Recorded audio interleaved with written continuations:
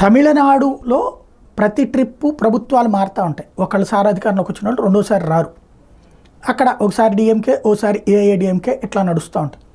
ఒక్కసారి మాత్రమే గత 30-40 ఏళ్లలో మొన్న మధ్యన మాత్రమే కేంద్రంలో వచ్చినటువంటి ఆ కుంభకోణం కారణంగా వరుసగా 2 సార్లు అక్కడ ఏఐఏడిఎంకే అధికారంలోకి వచ్చినటువంటి పరిస్థితి.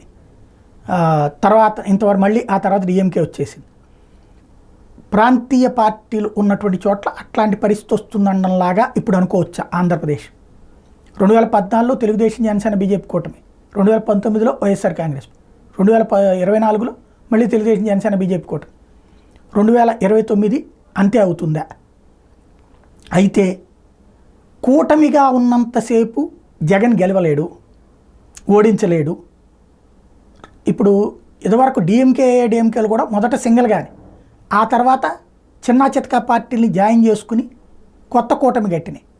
అందుకని అక్కడ డిఎంకే కాంగ్రెస్ కూటమి, ఏఐఏడిఎంకే బీజేపీ కూటమి. ఈ దఫా బీజేపీ విడిపోయిన తర్వాత బాగా దెబ్బతింది. వాస్తవంగా అసెంబ్లీ ఎన్నికల్లో గెలిచిన వాళ్ళు పార్లమెంట్ ఎన్నికల్లో గెలవకపోవడం అన్నటువంటిది అక్కడ సంప్రదాయం. అలాంటిది అక్కడ అది క్యాష్ చేసుకునే టైంలో విడిపోయి దెబ్బతిన్నది. ఇప్పుడు ఇక్కడ జగన్ భవిష్యత్తు ఏంటి? ఒక ఎత్తు తమిళనాడు తరహా రాజకీయం అవుతుందా, లేదా ఇక్కడ రాజకీయం డిఫరెంట్ అవుతుందా చూడాలి.